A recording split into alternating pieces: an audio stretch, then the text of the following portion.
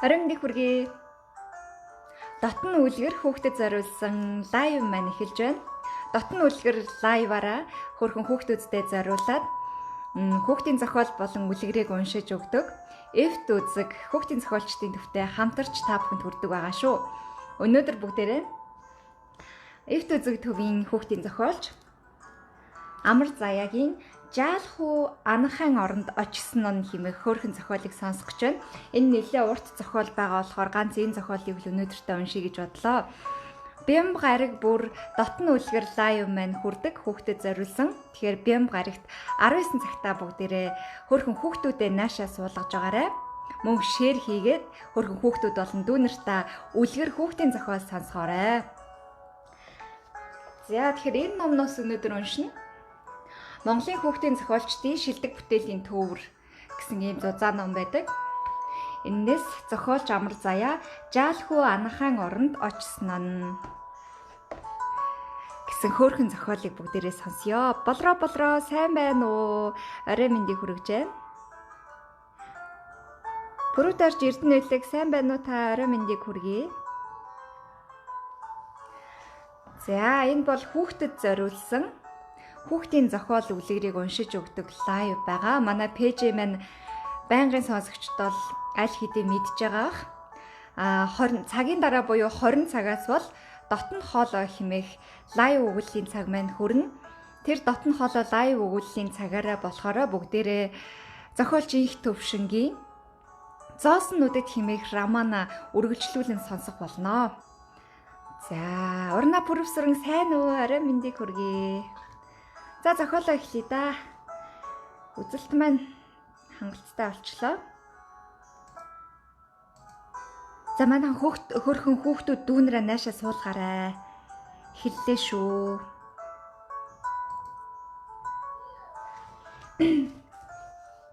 Зохиолч Амар Заяа Жаалхуу Анахан оронд очсон нь. Анахагийн хамтад дэлхий дээр байдаг. Бүр байшинсаа бариад ногоо тарьж амьдардаг анахаачуудын суурин байдаг гэлцдэг. Түүнийг хүүхдийн Деважин гэж нэрлэдэг. Анахаа сайхан сэтгэлтэй байх. Тийм болохоор л хүний хүүхдүүдтэй цуг амьдардаг гин. Харин зарим хүмүүс тэднийг хүний хүүхдийг хулгайлдаг гэж хүмүүс цуурдаг юм. Хүүхэд энэ дэлхийд мэндэлж ээж аав дээрээ очихын өмнө энэ суурингаар дайран ирж ямар айлд очихоо шийдүүлдэг гэлцэн. Аль нь үнэн болохыг мэдэхгүй юм да. Тэнд очсон хүүхдүүд тэндээ үлддэг. Тэндээс буцаж ирсэн хүүхдүүд тэнд байсан үеэ ор тас мартчихдаг гинлээ. Үнэн гэвэл ийм л байна. Гудамжны төгсгөлд байх 4 давхар хуучин байшингийн нэгэн цонхоор шагаавал умгар жижигхэн өрөөнд тоглож буй жаалхууг олж харах болно. Тэр байрны бүх хүүхдүүд цэцэрлэгт явдаг боловч хүүг ээж нь ажилдаа явахдаа гэртээ үлдээдэг байжээ. Тийм болохоор ээжигээ орой буцаж иртэл тэр жаалхуу гэртээ ганцаар үлдэнэ. Чамайг хэн гэдэг вэ гэж түүнээс асуувал Бэги гэж хэлдэг. Хүү урт нэрээ хэлж чаддгүй л өөрийгөө Бэги хэмээн нэрлсэн юм. Тийм болохоор түүнийг Бэги гэж дуудахад болно. Чи хэдэн настай вэ гэвэл Бэги 3 хурууга гоцойлгодог ба. Энэ нь түүнийг 3 настайг нь илтгэж байгаач. Үнэндээ хүү 4 нас хүрч байв. Бяцхан Бэги жаахан биетэй ч гэсэн намхан ширээн дээр үлдээсэн тавагтай бантангаасаа халбагдан идэж угаалгын өрөөнд орж нүүр гараа цэмцээд л угааж чаддаг байжээ. Ээж нь өглөө болгон ажилдаа явахдаа "Чамаараа ээж нь маш их бахархаж байна" гэж хэлээд зулайг нь үнсэн гэрт нь үлдээн. Хүү ээжигээ явсны дараа оронд ороос цаасан хайрцаг татан гаргаж ирнэ. Хайрцаг дотор түүний тоглоомнууд бий. Тэдгээр тоглоомн дунд нэгэн завь онгоц торойж бөөрөн дээрх зангуун тодрон харагдана. Энэ бол хүүгийн эцэг нь бэлгэнд явуулсан завь онгоц ажээ. Ягаан хайрцаг дотроос гарч ирсэн бэлгийг хараад хүү уулга алдан "Жинхэнэ завь" гэж дуу алдсан юм.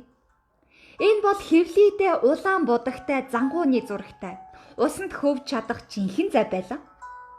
Завь онгоцыг дагалдан өтгөн цагаан сахалтай өвлийн өвгөнтэй тун төстэй хөлгийн ахмад хайрцагнаас гарч иржээ.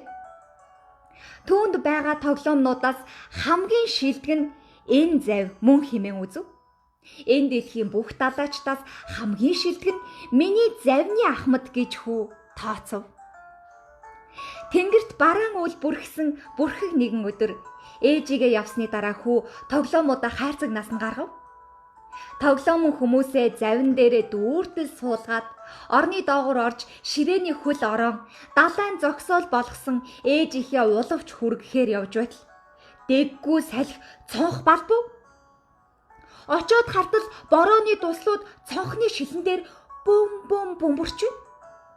Хүү цонхны давцанд сандал тулгаж тавиад дээр нь авиран гарч гадаа юу олж байгааг сонирхов. Үүлнээс бороо унж гудамжинд том тогтоол ус үүсгэж байгааг олж харав. Тогтоол ус хэдий гутлын улнаас дээш гарахгүй байсан ч хүүд том нуур шиг л харагдав. Гэтэл дэггүй салхилж цонхны салхивч дэлгэгдлээ. Ээж нь өглөө түгчгээ мартаад явчихаж хүү сандлаас бууж энд тэндгүү тарааж хайсан тоглоомн дотроос завь онгоцыг авч ахин цонхоор харав. Түүний тоглоомн завь бол уртаараа нэг сөөм хэмжээтэй ч гэлээ гудамжиндах тогтоол усанд түүнийг хөвүүлбэл баярлах байсан биз? Учир нь тэр завь жинхэнэ хөлөг онгоц мөн мөртлөө усанд хизээж хөвж үзээгүй байжээ. Бэги тоглоомн завиа усанд хөвүүлж баярлуулахар шийдэж салхивчаар доош унгаалаа. Завь борон туслуудтай хамт эргэлзсээр доош алга болов. Завьны араас хөлгийн цагаан сахалтай ахмадыг "Завиа сайн жолоодорой" гэж шидчихлээ. Жаалхүү салхивчаар толгоогоо цухуулхан гудамжийг сайн харахаар шийдэв. Салхивчаар толгоогоо цухуулхан тогтоол усанд хөвж байгаа завиа хартал үүлнээс унсан борон дуслууд хүүгийн хацар дуухан дээр бөмбөрдөн гжигдэж хүү учиргүй инээж байтал толгоодоо дийлдэн годройтон унжээ. Доош унж байхдаа бэги хүүгийн толгоо эргэж чихэнд нь салхи шуугаж эхэллээ. Тэгээд улаас модны мөчөр дундуур доошлсоор явган хүний зам дээр шарчгэнтэл унчхаж гин.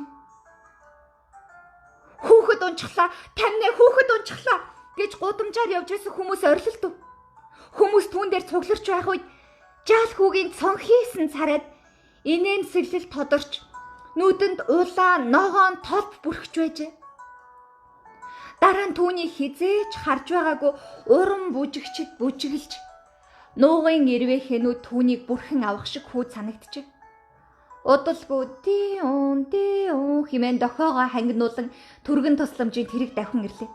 Хүмүүс бүжиглэлтэж байхдаа борооны тогтоол усан дунд бяцхан завь хөвж байгааг хэн ч анзаараагүй. Хөлгийн тавцан дээрх жолооны ард цагаан сахалтай ахмад доддгор гэгчин зогсож хөлгөө итгэлтэй гэгчин залж байв. Хүмүүсийн өвмэнээр тогтоол усанд давлгаа үүсч завийг нэг тийш нөхөв. Хүмүүс заримдаа тусалж байдаг боловч нүдэнд нь үзэгддэггүй анхаанууд ирж хүүг авч явлаа. Тэр цагаас хүүг хинч хараагүй ба ээж нь болон хідэн гудамжны цаана амьдардаг аав нь хүүгээ хот даяар хайсан боловч олсонгүй. Энэ мөчөөс хойш хүүг анхаачуудтай цуг амьдрах болсон гэдгийг хинч гадарлаагүй билээ. Бяцхан бэгийн анхаачуудтай цуг амьдарч эхлэхдээ өөрийнхөө ээж, цагаан сахалт, ахмадын жолоодсон зайв онгоц болон гудамжин тогтоол усыг бий болгож байдаг дээггүй борооны тухай тааг мартчихсан байв. Бэгийн анхаачуудын суурьнд ирээд өөрийн гисгэн бяцхан модон байшин ногооны талбайтай болжээ. Ногооны талбайдаа том лууван улаан лойл урхуулна.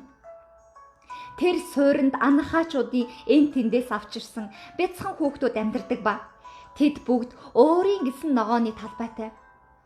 Орой болгон суурингийн төвд байх урт вандан дээр цуглараад том луувангийн тухай хөгжилтэй дуу дуулцгаана. Нэгэн өдөр бэгийн ногооны талбайгаас эртээ гэгч нь буучгаад харж явлаа. Анхайн өгсөн шовгор малгай толгойд томдоод доош орж нүдийг таглах тул үй малгайгаа дээшлүүлж урдах замаа харж явлаа. Тэгсэн гэртээ харьцах замаасаа хитэрчихжээ. Үгүй тэгсэн чи хөөе. Замын хажуудах өмхөрсөн хожуул дээр урт сахалтай, том хамартай, чихтэйхэн царай муутай хачин үрчгэр амтан сууж байна. Анахаа гэхэд анахаа биш юм. Анахаачууд үргэлж инээж хөөгжилдөж байдаг бол тэр амтан их л ургуур харагдана. Уртаа гэгчийн сахалтай, үрчгэр царайтан дээр анахаачуудын малгайч өмсөөгүй. Та ингээд анахаа мөн үү гэж бэги түүнээс асуухад тэр хачин амтан толгоос ихсрэв. Тэгвэл юу юм бэ? Амтан уу? Эсвэл дээгүүрнээс дэг шувуу юм уу? Гэж бэги ихэд шохоорхож асуухад өнөөх царай муутай амтан чинь наг гэд хоолойнд хуржигнэн инеэгч юм болов. Би анахаа бишээ. Бас шувуу шиг нисдэггүй. Алхдаг. Анаахан хэлээр ярьдаг амтан байх нь гэж жаалхуу бодоод үгүй та анахаа биш мөртлөө яагаад анаахан хэлээр яриад байгаа юм бэ? Би тань шиг ийм муухай амтныг өмнө нь харж байгаагүй юм байна. Ямар царай муутай бэ гэж дуу алдлаа. Бэги үүрч ирсэн ногоогоо газар буулгаж хожуулын дэрэгдэх чулуун дээр сандаалан суугаад авлаа. Өнөөх амтан түүний шуудаатай ногоо руу үрчийсэн гараараа зангав. Бэги шуудаа амыг онгоолгоод томоос том нэг лууван түүнд өглөө.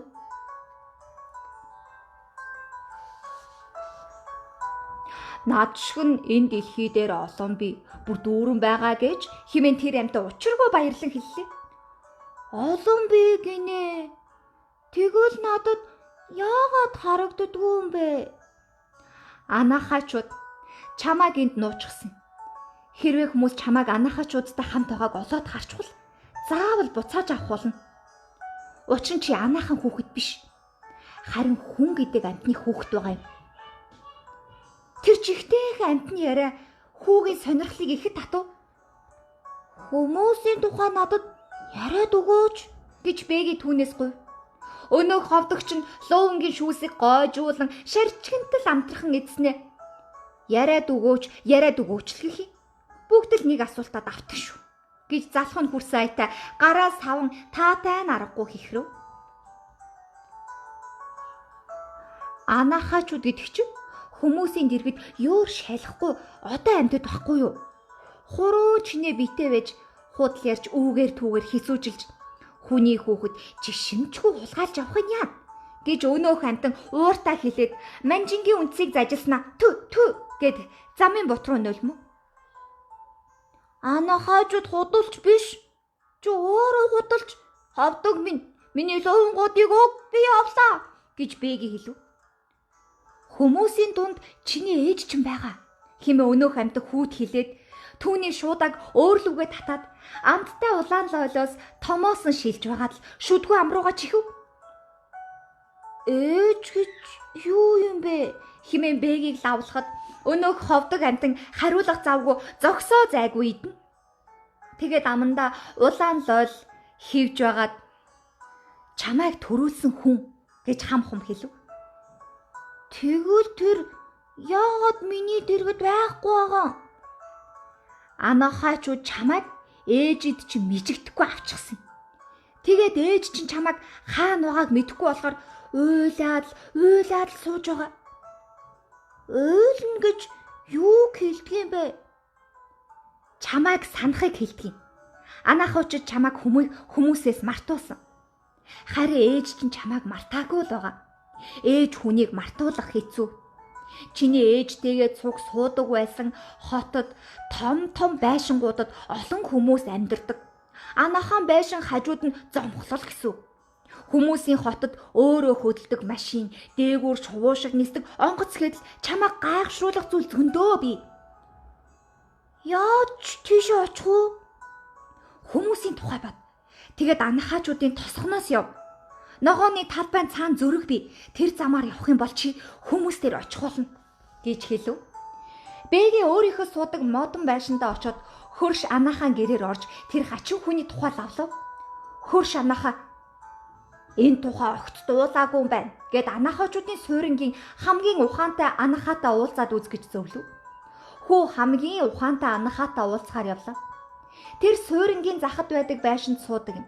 Бас л лууван хураадаг ногооны жижиг хэн талбайтай гэж байгаа.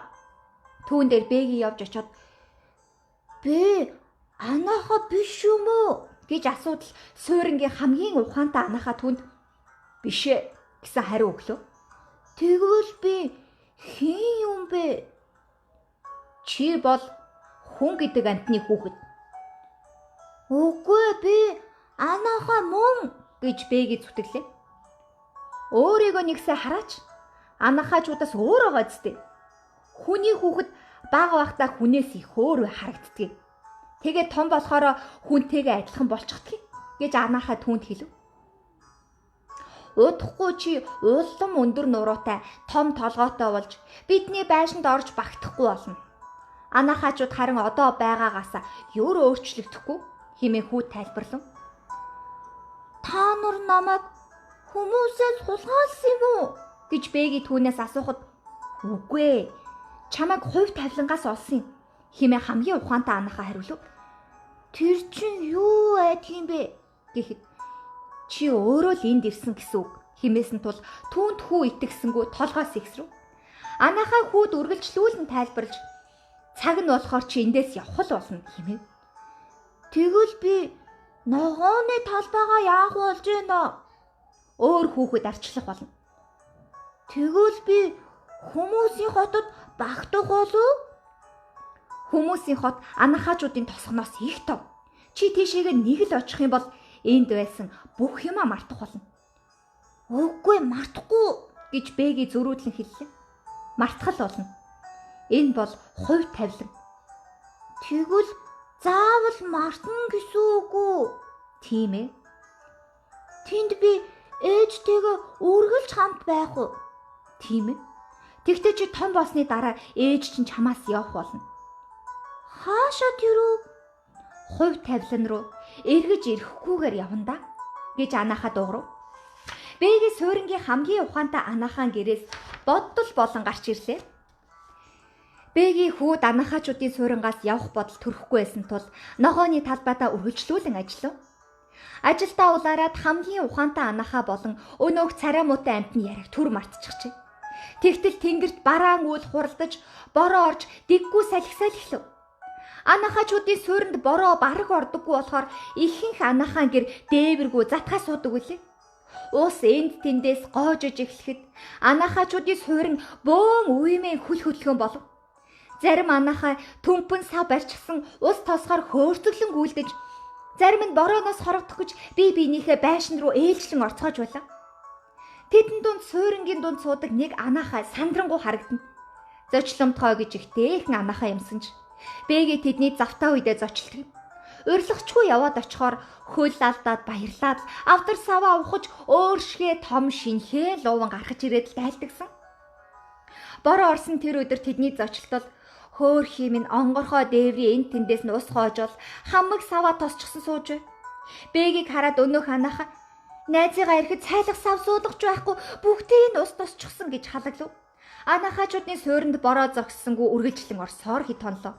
Хүүд сайхан санаа төрөв. Тэгээд анаахагийн дээврийг засахаар шийдэж ногооны талбайг эрт манаргаж очлоо.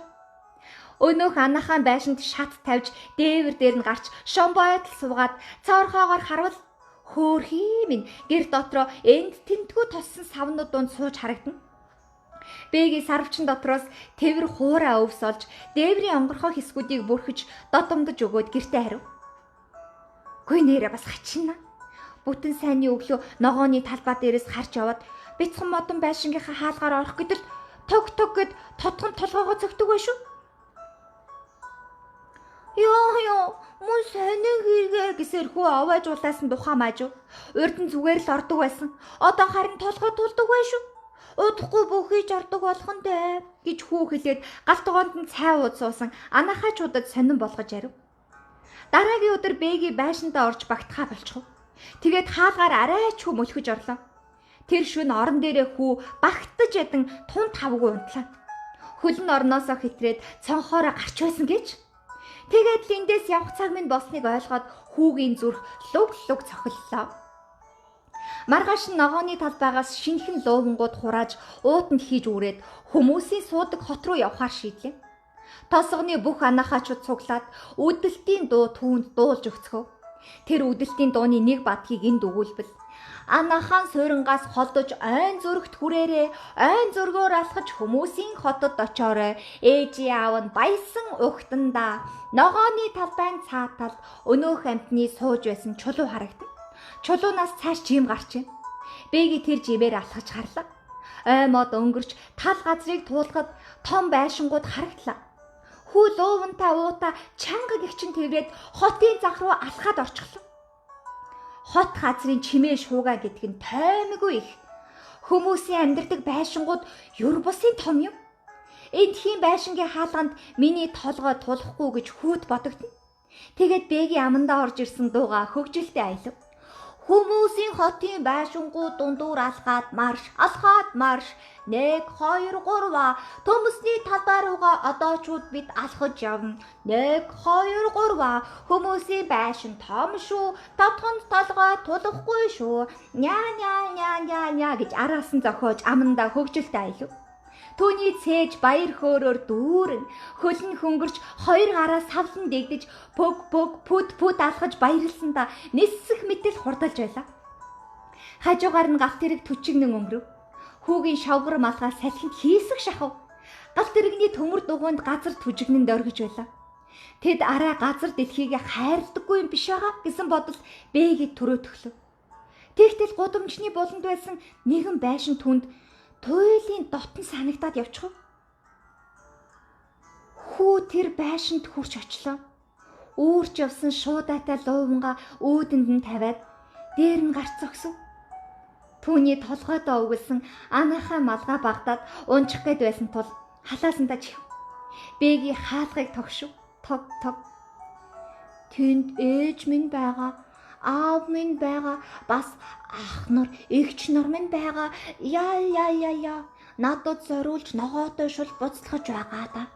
Ингээд би гэрийнхээ гатаа ирчихлээ гэж бэгийн аяархан дуулав. Байшингийн цонхоор гэрэл тусна. Тэд намайг хүлээж байх шүүгэн. Бэгийн зориг орж хаалгыг бүр хүчтэй тогшив. Тог. Хаалганы цаанд хөлийн чимээ гарч нэгэн эмэгтэй хаалга онгойлгов. Хүү түүнийг харангуутал миний ээж мөн байна гэж танилаа. Элэг зүрх нь өмөрөх шиг болж бэгийн хоёр гараа сарвав. Өнөөх эмэгтэй уйлж хоёр гараа тосож түүнийг твэрхээр тонгойлов. Ингээд бэгийн ээжигээ олсон түүх дуусч байна. Удалгүй тэр анаахын суурингийн тухай ор тас мартсан юм. Түүний өмсөж ирсэн анаахын шавгар малгай оргүй алга болчихсон билээ.